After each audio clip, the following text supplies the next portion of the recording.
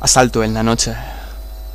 Doña Valentina Palma de Abreu, 49 años, viuda desde sus 41, se despertó bruscamente a las 2 de la madrugada. Le pareció que el ruido venía del living.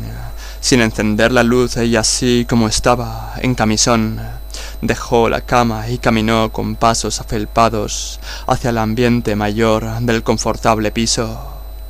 Entonces sí encendió la luz. 3 metros más allá, de pie y con expresión de desconcierto, estaba un hombre joven, de vaqueros azules y gabardina desabrochada. «Hola», dijo ella.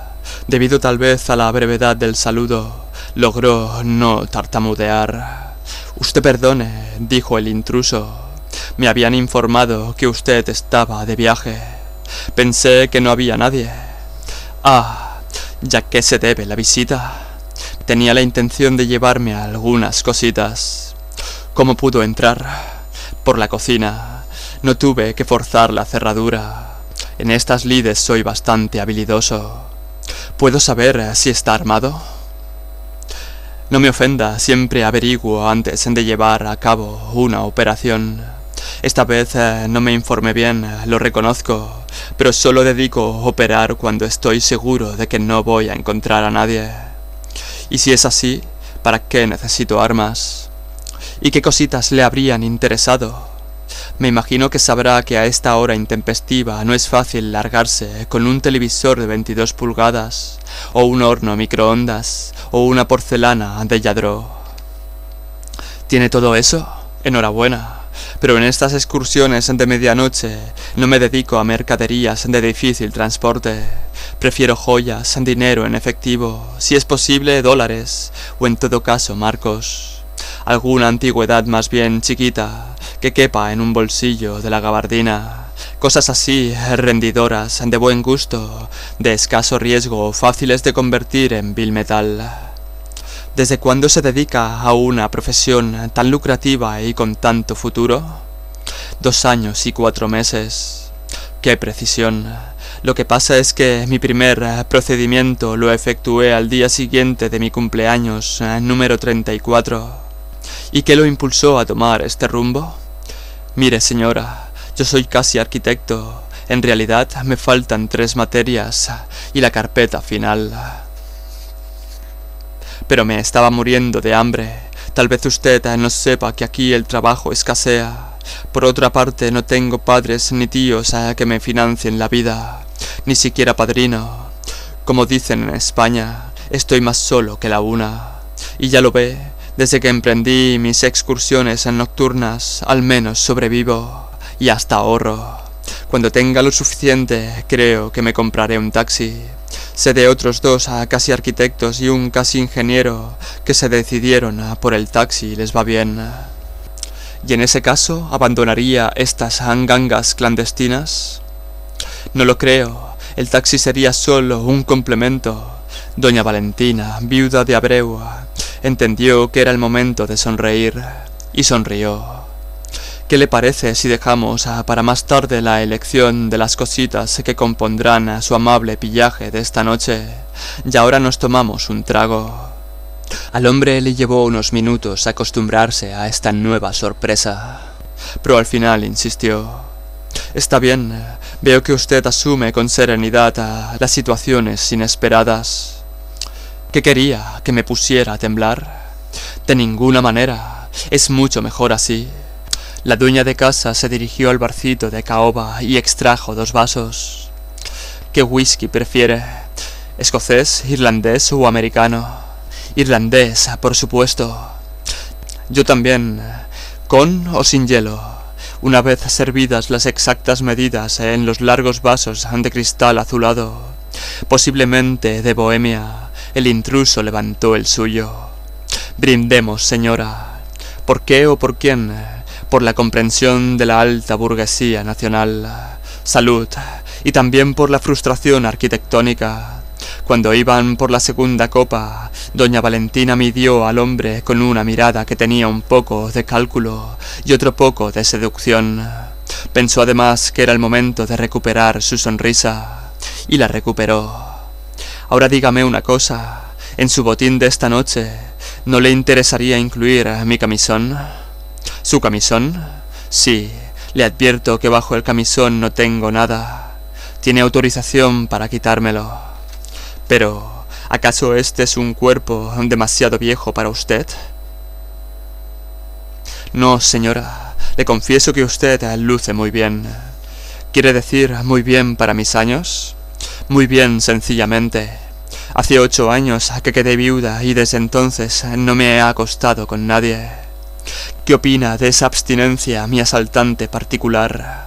Señora, no necesito decirle que estoy a sus órdenes. Por favor, no me digas señora, y tutéame. ¿Te quito el camisón? Ante el gesto aprobatorio de la mujer, y antes de dedicarse al camisón de marras, el buen hombre se quitó la gabardina, los vaqueros y el resto de su ropa, modesta pero limpia. A esa altura, ella había decidido no aguardar la iniciativa del otro, y lo esperaba desnuda. En la cama doble, el asaltante probó que no solo era experto en rapiñas nocturnas, sino también en otros quehaceres de la noche. Por su parte, doña Valentina, a pesar de su prolongado ayuno de viuda, demostró a su vez que no había perdido su memoria erótica. Igual que con el whisky, también con el sexo repitieron el brindis. Al final, ella lo besó con franca delectación. Pero a continuación vino el anuncio. Ahora vamos a lo concreto. ¿No te parece? Tenés que irte antes de que amanezca, por razones obvias a que se llaman portero, proveedores, etc. Vamos, vístete, y después veremos qué cositas podés llevarte. Mientras él se vestía, y a pesar de su oferta anterior, ella volvió a ponerse el camisón. Luego abrió las puertas de un placard, que en el fondo tenía un cofre. De este fue extrayendo paquetitos de dólares y otras menudencias. ¿Qué tal? ¿Hay algo que quisieras llevarte? Sobre una mesita de roble fue depositando joyas de oro, brillantes esmeraldas. También un reloj suizo. Era de mi marido, es un Rolex legítimo. Una petaca de marfil y otras chucherías de lujo. También está ese revólver de colección. Dicen que perteneció a un coronel nazi. ¿Te interesa? Cuando el hombre que había estado examinando las joyas levantó la vista, ella oprimió el gatillo. El disparo alcanzó al tipo en la cabeza. Se derrumbó junto a la cama doble. Ella recogió todo el material en exhibición y lo volvió a guardar en el cofre. Todo menos el revólver. Luego de comprobar que el hombre estaba muerto, pasó cuidadosamente sobre el cadáver. Por un momento le puso el arma en la mano derecha, solo para dejar constancia de sus huellas. Luego la recuperó y la dejó sobre la cama. Después fue al baño. Se lavó varias veces la cara y las manos. También usó el bidet. Entonces fue al living, reintegró la botella a su sitio, llevó los largos vasos de cristal azulado a la cocina y allí los lavó. Los secó y volvió al living para guardarlos. Luego levantó el tubo del teléfono y discó un número. «Policía, habla doña Valentina Palma, viuda de Abreu, domiciliada en la avenida tal, número tal y cual, apartamento 8B. Les pido por favor que vengan aquí urgentemente. Un asaltante entró, no sé cómo ni por dónde, en mi casa para robar. Por si eso fuera poco, intentó violarme. Constantemente me amenazaba con un revólver, pero se confió demasiado y de pronto, no sé de dónde, saqué fuerzas para arrebatarle el arma y sin vacilar le disparé. Tengo la impresión de que acabé con él, en defensa propia, claro. Vengan enseguida, porque la impresión y el susto han sido tremendos, y les confieso que estoy a punto de desmayarme».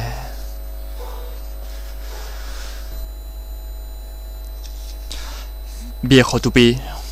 El tupí viejo, situado frente al Teatro Solís, no era solo un café con abolengo, era más bien una institución nacional. El turista que entonces, a finales de los 50, llegaba a Montevideo, sabía que los puntos clave de la ciudad, las postales que no podía omitir, eran el Palacio Legislativo, el Mercado del Puerto, el Monumento a la Carreta, el jardín botánico, el casino del Parque Hotel, el estadio Centenario, el Teatro Solís, la Rambla de Pocitos y por supuesto el Tupí Viejo. La ciudad asumía en esos años un aire de nostalgia, pero no se sabía bien a qué cosas añoraba. Tanto la clase alta como la más modesta pugnaban por mostrar una apariencia de clase media, que era en definitiva la que otorgaba al país su colorcito inconfundible. Desde ministros hasta líderes sindicales, todos apostaban en su atuendo por la discreción. Quizá la única diferencia notable se concentraba en el uso o el descarte de la corbata. La señal de poder y distinción que hoy otorga un Mercedes-Benz la daba entonces la corbata. No obstante, en las ruedas casi cotidianas del Tupí Viejo no se tenía en cuenta ese detalle. Allí se juntaban periodistas, actores, obreros, profesionales, futbolistas, diputados, bancarios, artesanos, vendedores ambulantes y hasta algún integrante del Consejo de Gobierno. Eran épocas de colegiado, como Eduardo Víctor Haedo, que sustituía su corbata oficial por un pañuelo de seda italiana que él consideraba más proletario. La verdad es que a nadie convencía con ese trueque demagógico.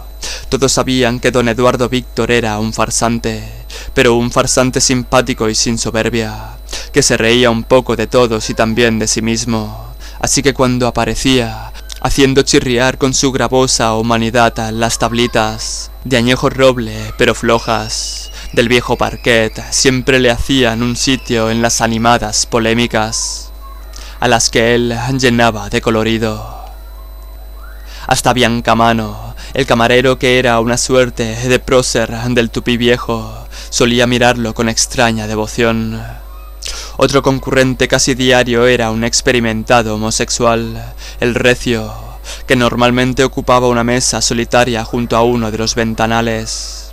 Entre el teatro y el restaurante del Águila estaba la Escuela Municipal de Arte Dramático, donde Margarita Xirgu ejerció durante años su incanjeable docencia. Varios de los alumnos de la escuela solían invadir el café en juvenil algarabía. Siempre había alguno con un toque afeminado y que hasta caminaba con cierto contoneo. El Recio los miraba con crítico distanciamiento y recordaba un pasado no tan remoto en que había tenido que defenderse a trompada limpia. Había noqueado a más de 4 de ciertos patoteros de extrema derecha, defensores escandalosos de la moral, la familia y la patria. Su moraleja era siempre la misma: en mi tiempo había que ser muy macho para ser marica. Los demás contertulios le festejaban frívolamente la salida, pero el Recio, que tenía su Unamuno bien leído, sabía que allí estaba condensado su sentimiento trágico de la vida. La erección de la imponente mole del edificio Ciudadela determinó la agonía y la muerte del Tupí Viejo. Por un par de años lo trasladaron a un local sombrío de la calle Colonia. Parte de la clientela lo siguió, pero con desgano, sin un paisaje que incluyera al Solís y la Plaza Independencia, sin los amplios ventanales y sin el Recio, que tuvo la coherencia de morirse 3 días antes del traslado. Aquello era un café cualquiera, pero nunca el Tupí Viejo. La agonía propiamente dicha duró 4 o 5 semanas. Biancamano, que había sido el gran oficiante en aquel templo del ocio creador y ahora tenía asegurada su jubilación, no podía aceptar la abolición de un espacio que durante 20 años había sido su hogar. Todavía continuaron, aunque en franca decadencia, las tertulias de los fieles. Una tarde compareció el consejero Haedo y confesó que no vendría más. Solo faltaban 15 días para el cierre definitivo, porque en la última sesión del consejo se había acordado del Tupí y había estado a punto de llorar. Imagínense si después aparece en los diarios una foto con el rostro del consejero Haedo bañado en lágrimas. A la salida se encontró con el Recio, que ya andaba muy mal, y se abrazaron, tal y como si se les hubiera muerto un familiar querido.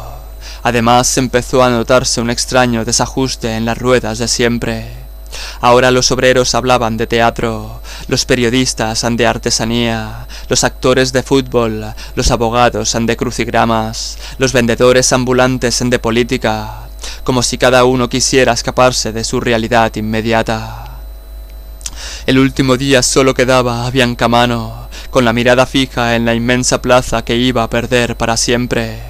Es claro que podía ser contemplada desde el otro extremo, pero la plaza que él disfrutaba era la que aparecía en los ventanales del café. Entonces llegó el último cliente, pero no era de los habituales. Era simplemente un periodista brasileño que, enterado de este final de Norma, se había acercado para hacer una nota para O Globo y acribilló a preguntas al pobre Biancamano, que al final le imploró que lo dejara tranquilo, y el buen hombre optó por retirarse. Cuando se fueron apagando las luces, las del insobornable sol y las eléctricas de UTE, allí quedó, como recortada en la penumbra, la silueta del camarero de la triste figura.